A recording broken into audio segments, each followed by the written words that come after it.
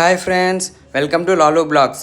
శ్రీ అమ్మవారి దేవి నవరాత్రులు సందర్భంగా ఈరోజు అమ్మవారికి గజలక్ష్మీదేవి అలంకారం చేశారు ఫ్రెండ్స్.